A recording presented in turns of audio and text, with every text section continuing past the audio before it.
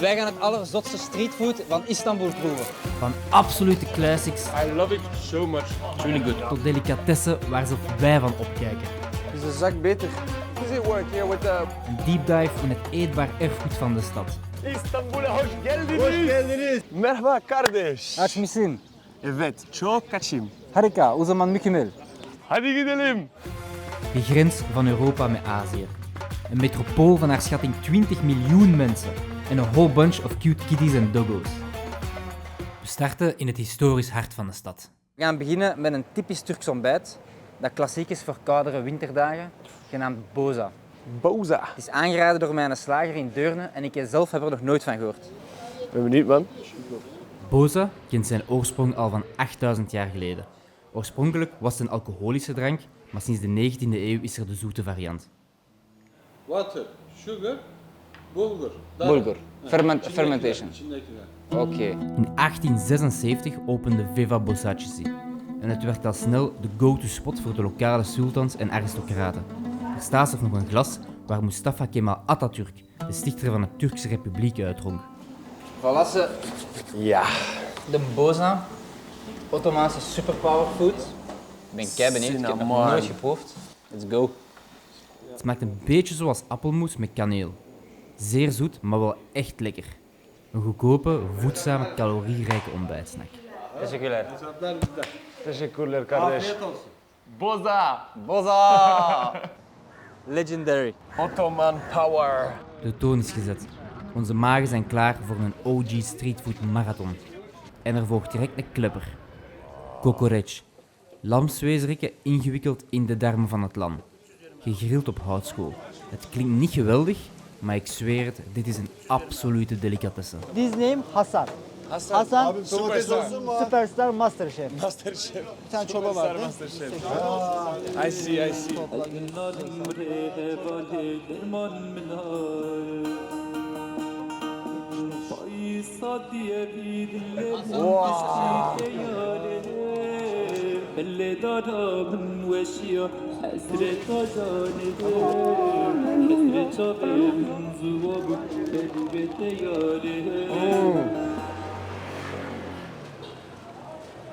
First experience met kokoreç. Gepresenteerd door Superstar Hassan. Fucking goed. Ingewanden, ingewikkeld, in darmen. Inderdaad. Nose to tail. Real deal. Real deal.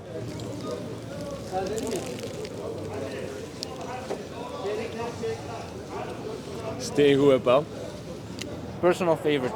Dat is speciaal, gans nieuwe smaken. Check wat een vakman vooral. Die workflow is echt goud. Dat brood op de grill, vet dat er van boven naar beneden sijpelt. Druipen, man. Teşekkürler. Teşekkürler. Superstar. Delikanlı. Hoewel dit het toeristisch centrum is, is het echt wel de moeite om te bezoeken.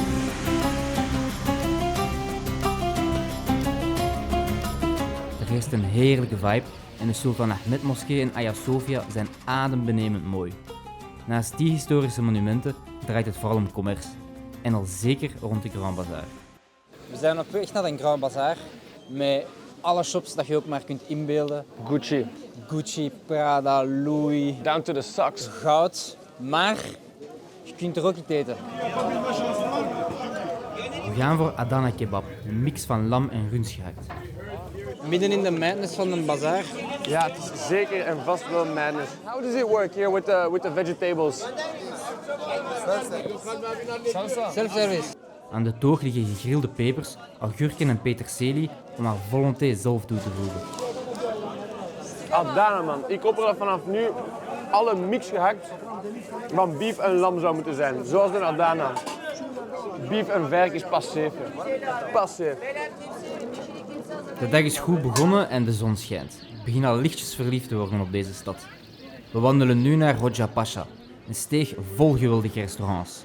Döner kebab, het roterend vlees op een spies, kennen jullie allemaal. Maar kennen jullie al horizontaal roterend vlees op een spies? Ik presenteer u de Cha kebab. De eigenaar kwam net toe en was bereid om ons te vergezellen en uit te leggen wat Cha kebab net is. Şehzade cağ kebap. Erzurum yöresine özgü kuzu etinde yapılan odun ateşinde pişen cağ ile kesilip bu cağ kebabını lezzetli kılan özel süt kuzu kullanıyoruz. Yaşını doldurmamış süt kuzu tercihimizdir. İçine marina kesinlikle yapmıyoruz. Cağ kebapta marina olmaz. Böyle gördüğünüz gibi içindeki baharatları sormak isterseniz tuz, soğan ve karabiber. Ve bunların yanında sizden almış olduğumuz sevgi, övgüyü. Je kunt het zoals Bosman het voortoont pure natuur recht van de spies eten. Of in een wrap en zelf pimpen met condimenten zoals ui, tomaat, peterselie. Het is een smaakbom en het vet smelt in de mond. Chak kebab stond in 2022 op nummer 9 van best dishes in the world. En daar zijn wij nu bij. Met de one and only Bosman.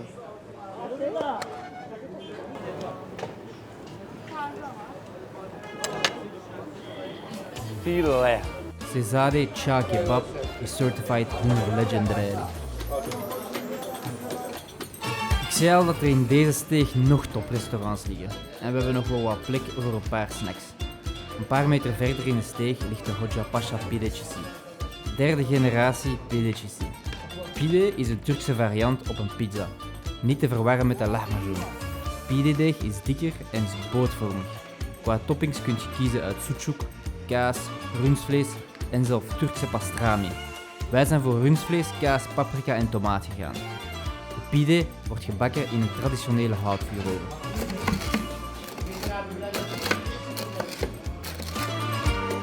Jullie dat begin?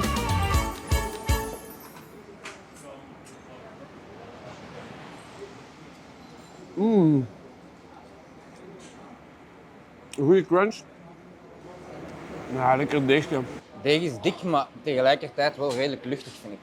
Het valt totaal niet zwaar. Na een avond van pinten blaffen, perfect way to start the day. Ja. Rastafari. Je hebt ze op sommige pizza's wel. Rosbief. Nog nooit van gehoord. Ja. Bij ons in de pizzeria in Vleesenbeek. Pide is super nice. Maar wel eerlijk zijn, wat dat ik geweldig vind aan pizza over het algemeen is de crunch. En hier vond ik dat naar mijn mening met iets te veel juices niet krokant genoeg. En daarvoor krijgt deze van mij maar een 8,5. Oké. Afgesproken. Ja. Ik ben zwaar op fan. Arno net iets minder, maar waar we het wel over eens zijn, is dat deze keet Certified Hunger Legendary zijn.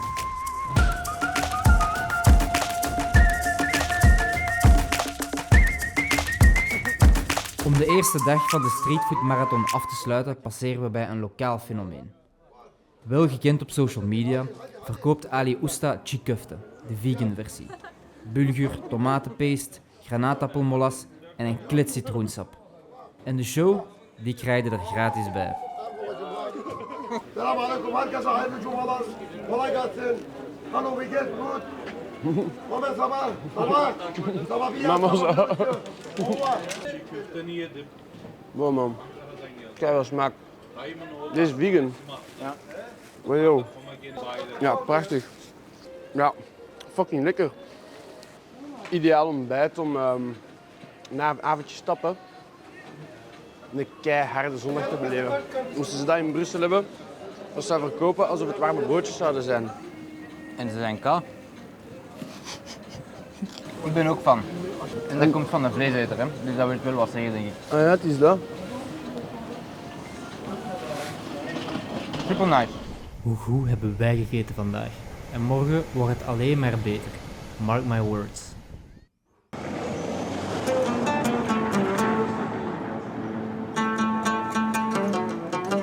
We steken de Gouden Hoorn over via de Galatabrug. De verbinding tussen de oude en de nieuwe stad.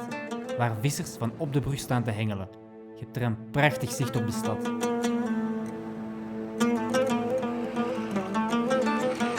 Straks gaan we die vis eens proeven. Maar eerst... Beginnen doen we bij de basis en dat betekent naar een bakker. Deze bakker bestaat al 104 jaar. Ze zijn gespecialiseerd in de traditionele gebakken en side products. En het zotste is, ze zijn 24 op 24 open. Dus deze is hem, de klassieker. Een beetje wat dat de croissant voor de Fransen is de semit voor de Turken. Serieus? Je ziet die all over town in die rode foodstalls. Het is een classic bagel met getooste sesamisaatjes. Go for it. Dat is altijd een goed idee. Wauw, gast. Sesamisaatjes is echt wel een nice touch zijn. Tuurlijk. Ik zie mij zo al door de straten wandelen, een bageltje rond de pols, af en toe een stukje afnemen. Daarnaast hebben we nog een tahini broodje, een Ottoman macaron en een superfrisse orange cake. Deze is echt keigoed. Die is ook gigantisch. En bij ons is dat ook tering duur. Ja, het is fucking duur, kijk klein. Turken zijn klasbakken in bakken, zoveel is duidelijk. Dat is bij onze volgende stop niet anders. We bevinden ons nu in de Kashimpasa-buurt. Hier bevindt zich sinds 1947 een Börekçisi. De stichter Kamil Ayrın uit Bingöl werd door zijn vader naar Istanbul gestuurd. Hij werkte onder Mehmet Alkan, de uitvinder van de Koerdische börek. Die leerde hem de kunst van het börek maken en na het overlijden van Mehmet ging hij verder met verkopen op straat. In 1942 richtte hij de Kashimpasa Börekçisi op. Het is tot op de dag van vandaag de oudste actieve börekbakkerij in Istanbul. En dat vakmanschap dat gaan we direct proeven. These guys work here. They're all from Bingöl. Original Böreks where they come from. And they are all friends or they are brothers or? We believe all cousins. Everybody know each other They have very a really good energy here Oh in the yeah. store. But this is the cheese in there. This is meat in there. This is the plain. So this one only you can eat with the powder sugar. Wow. This is the very thin dough. So That ting. you see the oven here? This oven put woods in the evening. Because inside the oven it has to be very hot. Well, if they do so much effort to make it warm, let's eat it before it goes cold. And cold you cannot eat it. Eat it now because the warm taste is better. You know what I'm saying? This is so good. It's nice. Met crunchy pannenkoek. En super licht. En ook nog zacht van binnen. I love it so much. It's like a pancake or a waffle. Ah yeah, right in the between. But Right. then it's also crunchy. Crunchy. Dat tegen is echt zo fucking lekker. It's out of this world. Ik zou mij hier al los mee willen volsteken. Dat is de struggle van de Honger Food Show. Je hebt 6 magen nodig. Dit is een absoluut topadres als je in Istanbul bent. Het is een hechte familie en hun börek is echt de best of the best. Nu is het tijd om die andere 5 magen te vullen. En als je dacht dat deze een typisch Turks ontbijt was, dan zijn we niet klaar voor wat er nu gaat komen. We hebben afgesproken met Mehmet van Limon Cavalti voor een full-on Turkish breakfast. Hij legt ons uit welke gerechten uit welke streek komen en geloof me, het zijn er heel wat. This is flour with egg. This is from the Anatolia. The name is Murtaga. Murtaga. As it kavut name is also from Anatolia, the one city. Corn flour, special corn flour, normal flour, honey, butter and walnut. Wow. As it from the Anatolia, sheep butter. Sheep butter. Yes, It's this not is cheese. not cheese, sheep butter. Okay. This is like from the Black Sea, mıhlama. Wow. This is I bring from the Black Sea the cheese of corn and butter. Okay. Yes. The menemen, we have included tomato, pepper, and butter eggs. Cheese plate, it's from the Anatolia cheese. From the Izmir Bergama is also from herbal cheese from the Anatolia. This is from the Çanakkale. And the jams from homemade Queen's jam. Wow. Enjoy your meals. Amazing. You're welcome. Oh, dat is nice.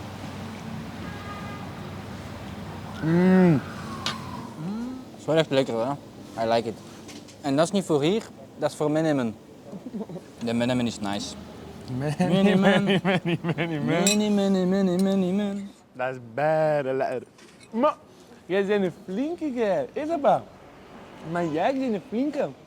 En een pootje? Pepe? Pepe? Pepe? Stop met dromen, jongen. Ja, schapenboter. Sheepbutter. Nuggets, krab, kijk. Kijk goed. Super fris, maar wel heel veel smaak. Het zaligste vind ik dat je in heel dat Turkse ontbijt constante contrasten hebt van hartig en zoet. Dat is mijn favoriete combinatie van smaken. Zoet en zout. Een absoluut feestmaal en alles is overheerlijk. Mehmet is een crème van een man en zijn zaak serveert topklasse ontbijt. I hope so too, inshallah. Inshallah. Inshallah. Ontbijt in het Turks betekent kahvaltı, wat letterlijk vertaald naar voor koffie. Turkse koffie is niet onbesproken. Velen vinden het vies. Maar in de buurt rond Taksim zou er bij Mandabatmas echt een goede Turkse koffie te vinden zijn. Turkish coffee different others coffee and Istanbul Turkish coffee others. This place old place. 55 years ago start. Okay. It is handmade. It's special coffee beans. Okay. Generally Latin America. Secret country. Okay. Turkish coffee is powder. Very teeny. 2 Turkish coffee, medium sugar. Okay, for you. Yes. First sugar. 1, 2, 3, 4, 5. It's not full. Coffee full. 1, 2, 3, 16 gram. It's 1 cup, 8 gram coffee. Hot water.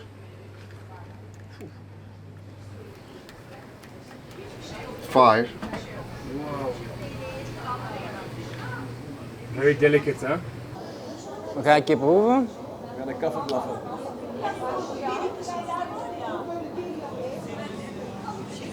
Ja, dat is wel de beste dat ik in Tilburg gedronken.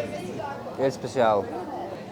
Speciaal wel omdat je er toch een beetje van die gemalen bonen precies in je mond ook hebt. Maar deze zijn zo fijn gemalen dat die wel heel snel vergaan. Dat je het bijna niet merkt. Als deze de beste is dat je in town kunt vinden, dan vind ik een gewone koffie wel nog altijd nice. Honestly. Maar je moet zo wel leren, maar ik vraag me af of dat de mensen hier in de koffie opdrinken. Ja, tot hoe ver gaat het? Want nu echt zo al, heb ik al een papje in mijn mond. Turkse koffie heeft voorlopig mijn hart nog niet veroverd, in tegenstelling tot de Galata-brug. Maar we hebben wel nog altijd geen vis gegeten.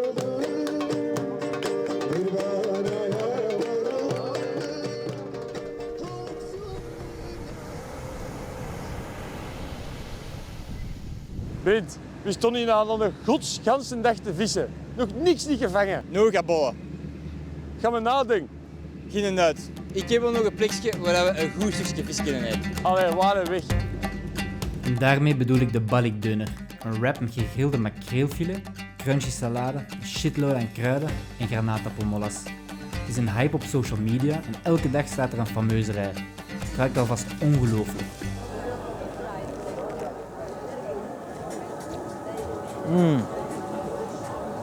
Echt top. Try it out.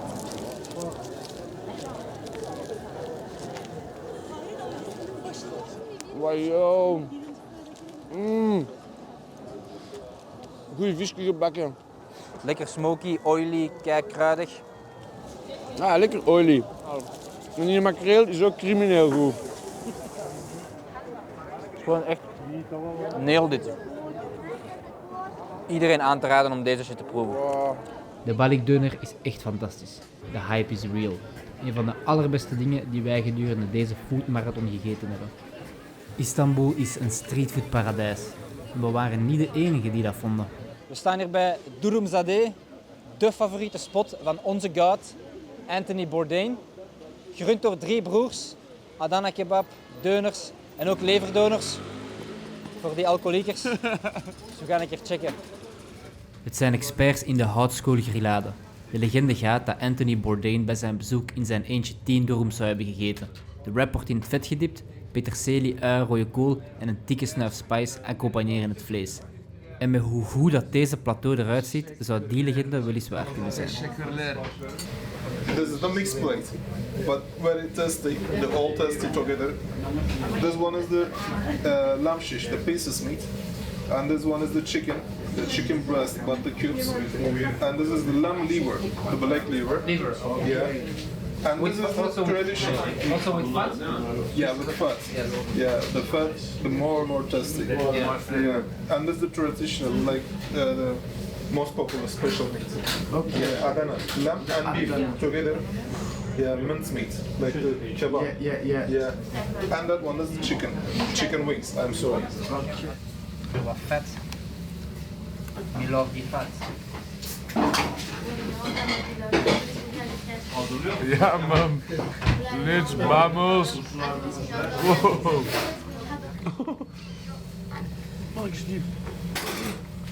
Heel klassiek hier ook is dat er geen saus in de dorums gedaan wordt. Wat dat bij ons altijd het geval is. Maar daardoor, het vlees is sappig genoeg dat dat niet mankeert eigenlijk. Vaak is meer dan één saus. Ja, eierannetje om even te blussen. Prachtig.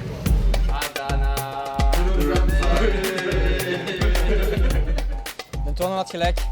Legendaries. De goesting in nog een dessertje? Ja man, zeker wel. Dan moeten we hier zijn. Waarschijnlijk is dat de beste. We zitten hier bij Karakoy Gülügülü, als ik het goed zeg. Gulugulu. Een zaak dat al bestaat sinds eind 19e eeuw, dus al super lang. Het is ook iets fancier. Fancy. Een vader op zoon, op zoon, op zoon enzovoort. Ze zijn meester in één ding, baklava en verwanten, zoals je kunt zien. Wat is dat nu, de baklava? Is het een 10 of een 10? Het zijn allemaal baklavatjes. Dat is een baklavatje, dat is een baklavatje. Dan min jij nou toch niet?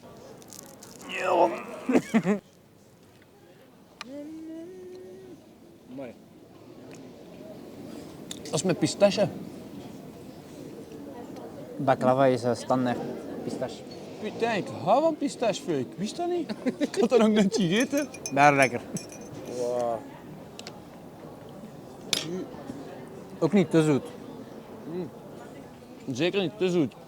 En dat is waar ik altijd zo'n beetje schrik voor had. Maar het is wel zalig om te weten dat die pistache in al die baklava zit, want dat is gigantisch lekker.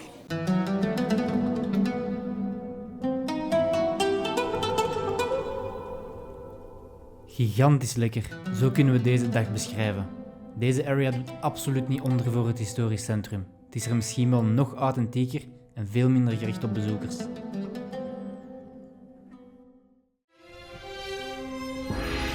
De Europese kant hebben we geproefd. Het is tijd voor Azië. Met de ferry maken we de oversteek naar Kadıköy. We krijgen zelf gezelschap. Deze show draait om ambacht en traditie. En soms gestoorde gerechten. Dingen die in Kadıköy allemaal voor ons in petto hebben. We kicken off at Butme Evi, gespecialiseerd in butme of gözleme, een flinter dun gevuld deeggebak. Het vergt ambacht en skills om dit goed te kunnen maken. Dat maakt de 3 chefs de echte stars of the show. Ze werken samen als een geoliede machine. Eén iemand maakt het deeg, terwijl de volgende in lijn het deeg uitrolt.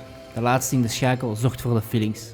Actually, butme is traditional name of gözleme. You know gözleme? Yes. This one is gözleme, and also it's very famous in the world. It came from the Anatolia, all of the Anatolia. You can find every places in Anatolia. It's so specific, and also every old ladies can make it, but the younger ladies doesn't know how to make gözleme. You can find gözleme, but not like this. And what makes this one different? The flavor is handmade. The other restaurants can't use it because they can't find the old ladies like that. Okay. Also, this one is mantı, guys. Yes. Yes. It's traditional in Turkey, in Anatolia side.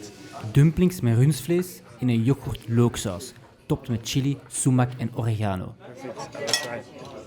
And in this gözleme we have, in this butme I should say? Yes, the same. We have olives, Yeah, olive. spinach. No, not spinach, no. Not spinach. Soft yellow cheese, we call it kaşar. Kaşar. It's very usual in Turkey. Kaşar, feta cheese, tomato, black olive, and parsley inside of this. Okay. It's really good. This is so good, man. Yeah? Yeah, it's like with the yogurt and the garlic. Yes. It's like a tzatziki, but then warm because it's with the dumpling. Yeah. And then the herbs, the combination of herbs that I've never tried before back home. It's very refreshing. It's very new. Yes. So it's hearty, but also very refreshing. Die olijven zijn daar wel echt kei nice in. Maar ja. Ja, gast.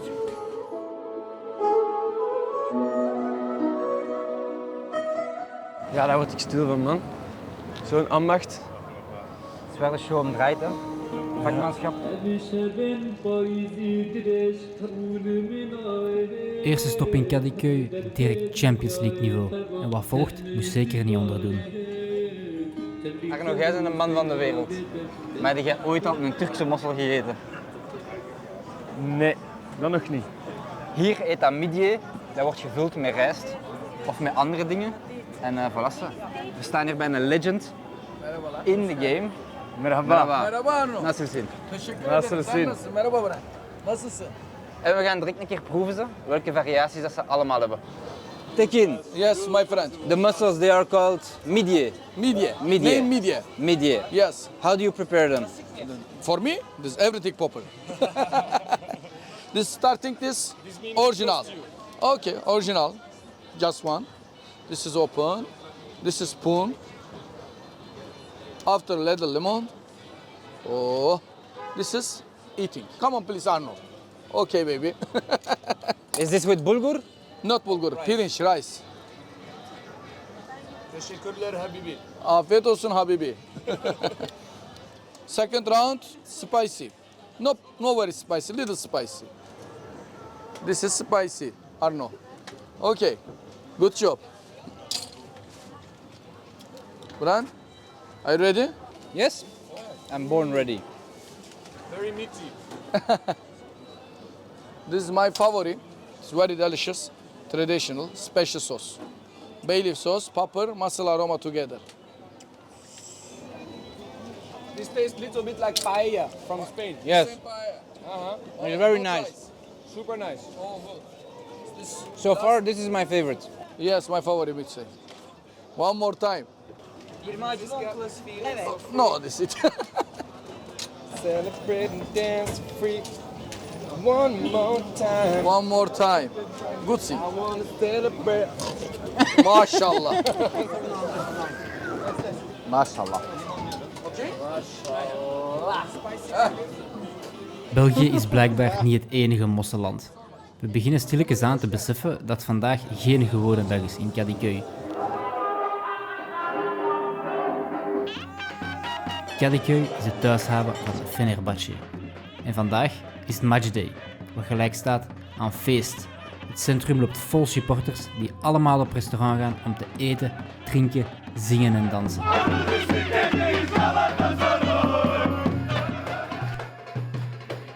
En ten midden van die madness gaan wij een Turkse pizza fretten.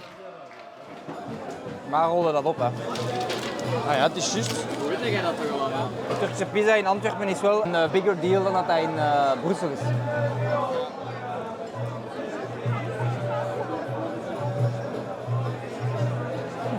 Fucking goed. We zijn wel meesters van de ovens qua. We zijn meesters van de crunch. Dat contrast van die goede crunch, cheesiness, kleine meaty inside, een lichtje zuur door die verse citroen. Ideaal voor matchday. Arno is even naar het toilet. En, vanavond gaan we iets speciaals eten. Iets soort van gevulde ding dat lijkt een bekken op een penis. Maar dat is het niet. Maar ik ga Arno wel wijsmaken dat we een penis gaan eten. Dus heel benieuwd naar zijn reactie straks. Om onze dag in Kadıköy avontuurlijk af te sluiten, hou die vast, gaan we lamspenis proeven. Gevulde lamspenis. Kom maar, gast. Probeer die mind wat open te houden, want het zou echt wel een delicatessen hier zijn. Wel, dat is nu even het probleem, die mind. We zullen het maar gewoon doen, gast. Ja, van welk beest is het eigenlijk, dat tischje? Lam? Lamstischje? Ja. Nog hier, nog gaar,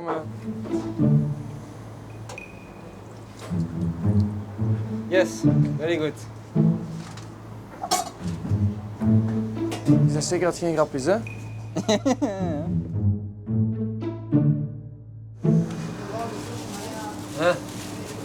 Yapıştır. Nasıl nemen? Super lekker. Super is het niet. Nice. Yes. Ik zou er nog wat meer chili op doen, van meer zout. Doe er maar wat meer van alles bij. En doe dan de penis weg. Dat zal ik eens opproeven. Allee, kom aan, even. Oké, alles voor de show. Ja man, open mind.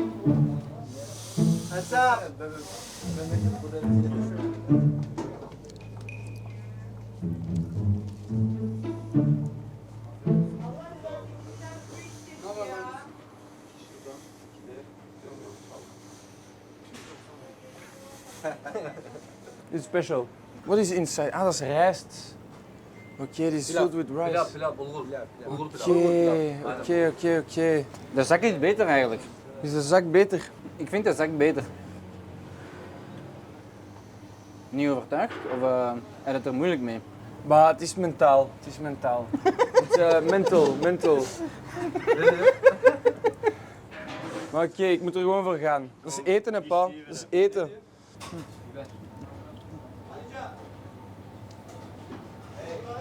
Allee, man. Dat is toch goed met rijst? Ja, nu dat ik weet dat het rijst is, voel ik er mij wel comfortabeler bij. Want anders dacht ik van, waar komt de rijst hier in de roeljast? Ik had dat totaal niet verwacht. Maar nu dat ik weet dat het rijst is, oké. Maar eerlijk, het is malsvlees. Het proeft voedzaam.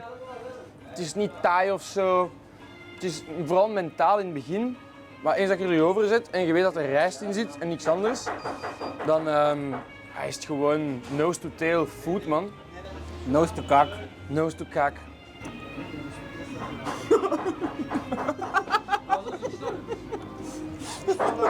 Kijk, ik zal het eerst maar breken aan, dat is geen penis.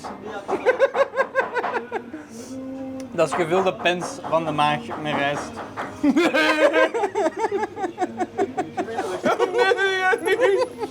Dat meen jij niet, gast. We waren geprankt. Mannekeslief. Ik ben wel content dat het een prank was. Nee, maar eigenlijk niet. S'en fout. Nose to kaak. Oké, eerlijk, goede prank. Jij bent zeker grappenmaker! Nee, maar eerlijk, voor de mensen thuis, een serdange is gevulde pens met rijst in een soort van tomatensausje. Dat is redelijk lekker en wel echt een local delicacy. Eigenlijk wel. Maar het ziet eruit als een beetje wel. Nose to kaak. Om de trip af te sluiten gaan we nog één keer keihard knallen. Er is een groot verschil tussen de Turkse keuken in de restaurants en wat er thuis wordt klaargemaakt. Musa Dadederin, een van de bekendste Turkse chefs, bracht de authentieke tradities van Mesopotamië tot het Ottomaanse Rijk, van de Balkan tot de Caucasus, van Azië tot het Arabisch Schiereiland samen in zijn restaurant Shia Sofrasi. Een tuin van verloren culturen en vergeten smaken. De manager Ibrahim is onze gastheer en gaat ons begeleiden doorheen geschiedenis en door smaak.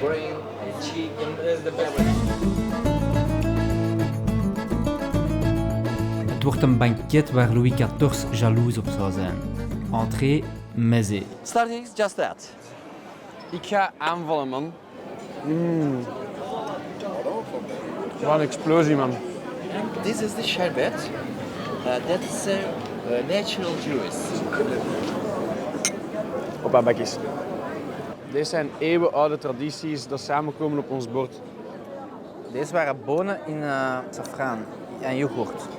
Wauw. Oh, dat is echt keilekker. Totaal niet verwacht die smaak. Keiveel smaak. En dat is met die Turkse safraan zeker, hè? Ik hoorde Lucas zijn buik rommelen tot hier, denk ik. Van bonensalade, tabbouleh, yoghurtdip, allemaal smaakbommen. Oh ja, man. We moeten ons al ferm inhouden, want er komt nog veel meer aan.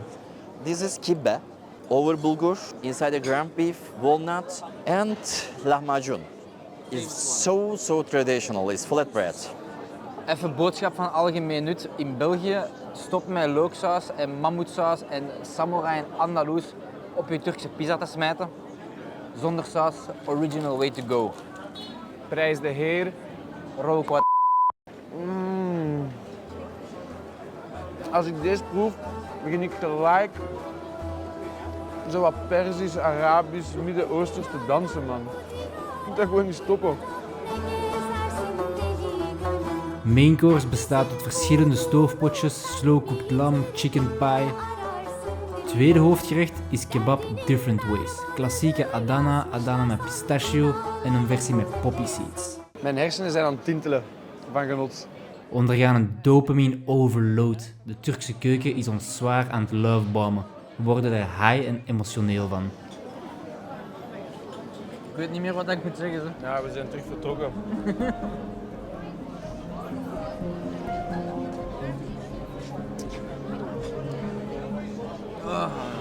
Ja, ik krijg er ook rillingen van. Man de maat.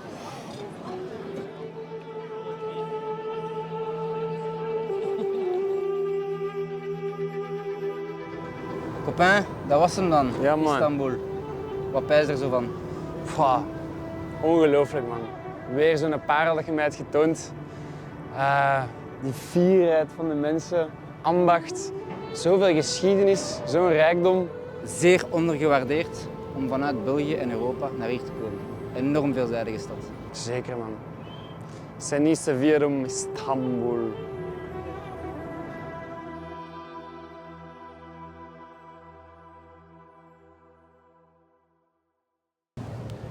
Wil jij onze reis herbeleven? Vind onze reisgids hier in de beschrijving voor de beste citytrip in Istanbul met al onze tips en tricks. Wij gaan dit jaar nog 8 afleveringen maken. Wilt jij een Certified Legendary zijn? Smash die abonneer-button. Smash!